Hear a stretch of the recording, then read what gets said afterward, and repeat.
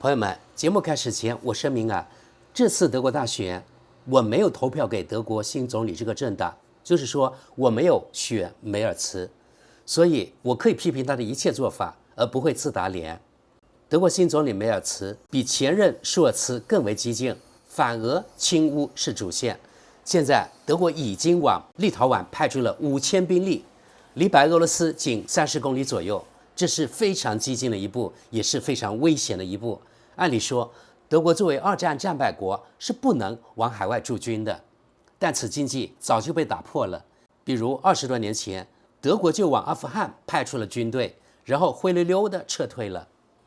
5月28日，梅尔茨在柏林接待了到访的乌克兰总统泽连斯基。梅尔茨表示，德国会责无旁贷地继续支持乌克兰。柏林将帮助基辅制造能够打击俄罗斯境内目标的新型远距离武器，那就是导弹。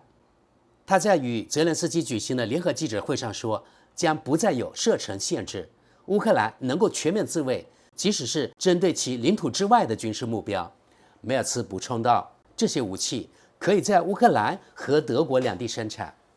在我看来，德国迈出这一步是极其危险的，弄不好德国会是第一个吃核弹的欧洲国家。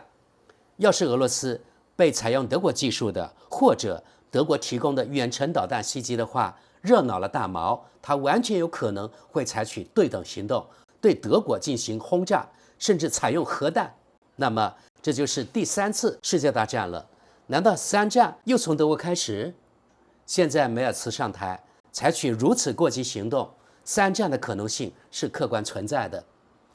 德国媒体及德国网民对梅尔茨执意要在军事上加大力度帮助乌克兰是怎么看的呢？我们先看看德国国家电视1台的报道。梅尔茨接待泽连斯基，正值艰难时刻出访柏林。德国总理梅尔茨因对武器射程限制的言论引发争议。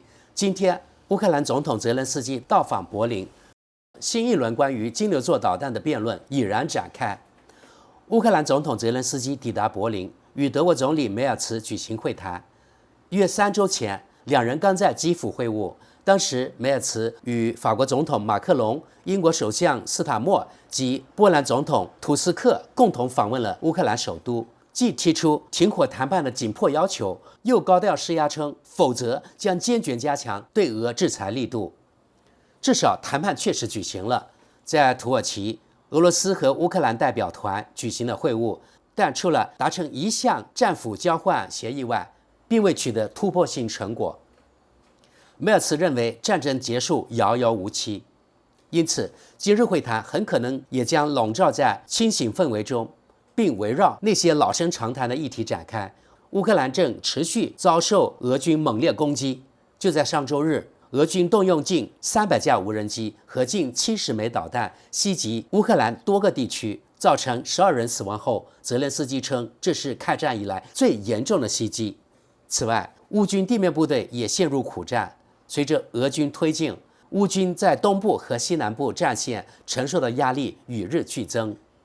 德国总理梅尔茨显然认为战争短期内难以结束。他在访问芬兰时表示，战争通常因一方或双方经济、军事力量耗尽而终结，但显然我们距离这种局面还很遥远，因此我们必须做好长期应对准备。目前看来，无论是梅尔茨、欧盟还是美国，都不再对俄罗斯的真正谈判意愿抱有期待。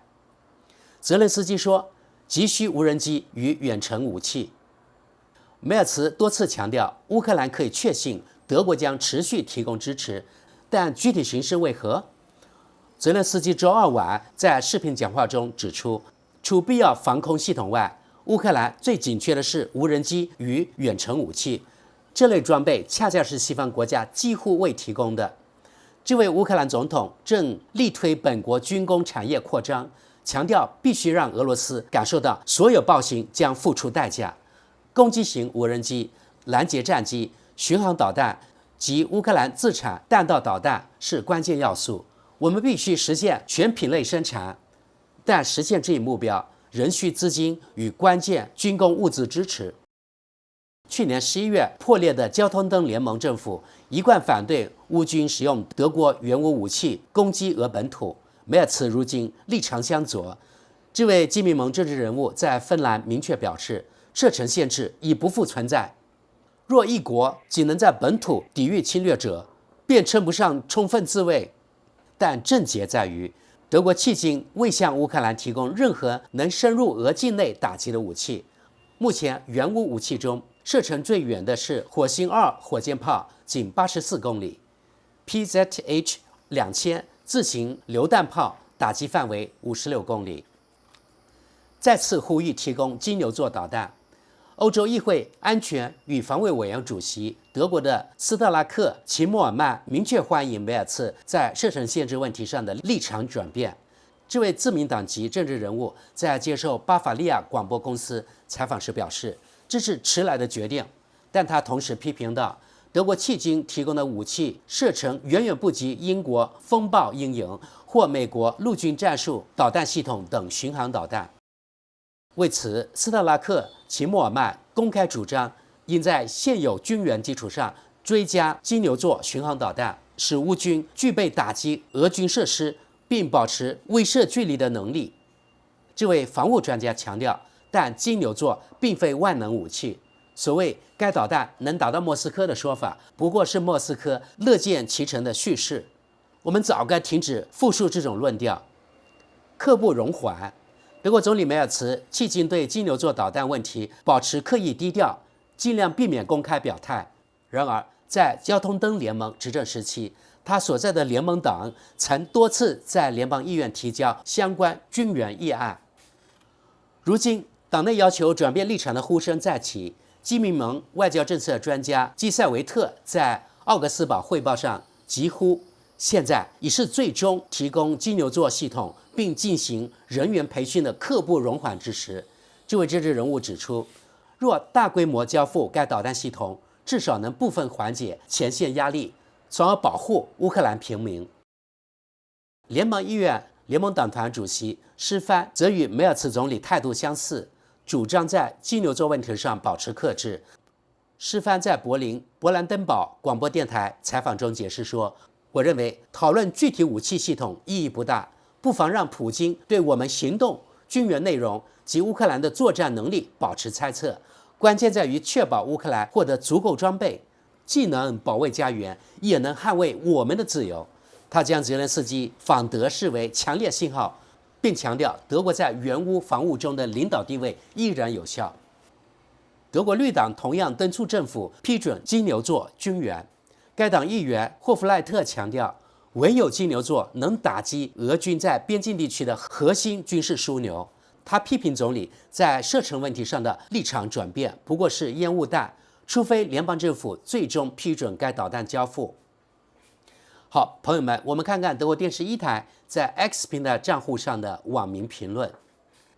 第一条评论：乌克兰捍卫我们的和平，我们将与他们站在一起。继续往下，如果梅尔茨最终批准金牛座导弹，德国正式成为参战国，我们迟早会被俄罗斯碾压。再往下，直接给乌克兰提供金牛座导弹就完事了。至于其他人，根据国际法，提供武器并不会让我们成为直接参战国。按这逻辑，朝鲜和伊朗早就算参战国了。所以别再说啥第三次世界大战或我们参战这种屁话了。下一则，这必将是一次建设性对话。政府更迭确实让外交政策焕然一新。梅尔茨迄今表现出色，他最近的声明也充满希望。但愿一切都能保密，梅尔茨能信守承诺。继续往下，由于无能，德国特别基金流向了乌克兰。我们本不欠他们什么，却让我们的子孙。再往下，他又来乞讨了吗？下一则，这位乌克兰总理接待了自称的残余乌克兰总统。再往下，他考虑过穿西装吗？泽连斯基可是以不懂礼仪和衣着邋遢著称的。下一则，德国作为一个几乎没有战备军队的国家，本就不该在援乌问题上单打独斗。克里姆林宫里那些显然疯狂了的家伙，比如普京，极有可能为了维持权力妄想，将战火蔓延至欧洲。最后，看看巴伐利亚广播电视台关于此报道的网民评论。第一条评论：我不禁自问，若身处此等绝境，我是否会因获得帮助而感激？答案是毫无疑问。今天我得知，那位莫斯科的体面先生虽同意和谈，并非没有条件。据3位熟悉谈判进程的路透社消息人士透露，他要求西方国家书面承诺停止北约东扩，并解除对俄罗斯关键制裁。于我而言，事实昭然，他根本无权提任何要求。我们必须继续助力乌克兰坚守防线。看跟帖，我完全赞同这一观点，表示得非常好。继续往下，若普京先生得逞吞并乌克兰，人们不禁要问，下一个会是谁？波罗的小国吗？唯有实力能遏制普京，否则结局将十分惨烈。再往下，我原本赞同不应再将所有事情公开炒作，但现在看来还是不得不如此，至少对乌克兰来说是个好消息。可悲的是，除此之外别无他法应对普京，他在拖延时间，为了个人野心和权力维系，不惜冷酷地牺牲双方民众的生命。再往下，在乌克兰挡住普京，总比让战火烧到波罗的海、波兰或我们德国边境要好。下一则，究竟还要多久，最后一个理想主义者才会认清普京根本不想要和平？事实上，他也做不到。他需要这场冲突来维持权力，并借此团结俄罗斯民众。当前紧要的任务是强化乌克兰的防御能力，使其能坚守到普京问题以其他方式解决的那一天。再往下，显然克里姆林宫只是在拖延时间，企图将特别军事行动持续到仅凭武力且不做任何让步就能实现所有目标为止，必须阻止这种行径，否则将给欧洲未来释放灾难性信号。下一则，继续这样下去吧。梅尔茨正在把德国拖入战争，赶走这个总理，推翻这届政府。继续往下，那些人将泽连斯基视为无辜羔羊的人，简直是脑子进水了。再往下，我和我身边所有人，无论是工作圈还是私人圈子，都持同样看法，其中甚至还包括一些乌克兰人，而且不是德国选择党的选民哦。下一则，乌克兰战争的每一天都在为北约成员国赢得宝贵时间，以抵御俄罗斯试图收复失地的帝国野心。这些领土早自苏联解体前就已丧失，这不仅仅涉及波罗的海3国，还包括芬兰。早在1939年、1940年的冬天战争中，俄罗斯就曾吞并芬兰部分领土。试问，芬兰为何在俄乌开战后火速加入北约？因此，德国明智之举是全力军援乌克兰，除派兵外，这既符合战略利益，又规避直接冲突。继续往下，我衷心希望，若梅尔茨将德国拖入战争漩涡，他将被追究全部责任。再往下，梅尔茨先生，请先为德国联邦国防军配备装备，别再把我们纳税人的钱挥霍在泽连斯基身上，更别将我国拖入这场战争泥潭。看跟帖，我可不在乎我的税钱被用在乌克兰身上，咋的啦？你不能代表我们。下一则，梅尔茨的疯狂行径将战争引向何方？乌克兰早已败局注定，我绝不允许因梅尔茨的决策失误而被迫将自己的骨肉送上战场。看跟帖，未必非要俄罗斯直接动用核武，若金牛座导弹击中克里米亚或莫斯科，俄方完全能用高超音速导弹回击德国施罗本豪森的导弹工厂，届时梅尔茨先生该如何应对？人们至少要质问您是否违背就职誓言。这位2度上任却背弃所有竞选承诺的总理，当年被默克尔淘汰出局，不是没有道理的。继续往下，就算90%的网友在这儿气得跳脚，援助乌克兰的每一欧元都是浪费。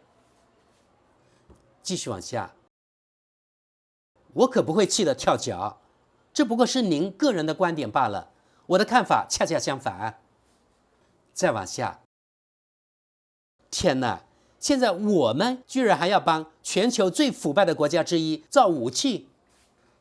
下一则，疯狂仍在继续，乌克兰早已败局已定，我们却倾尽所有，徒劳无功。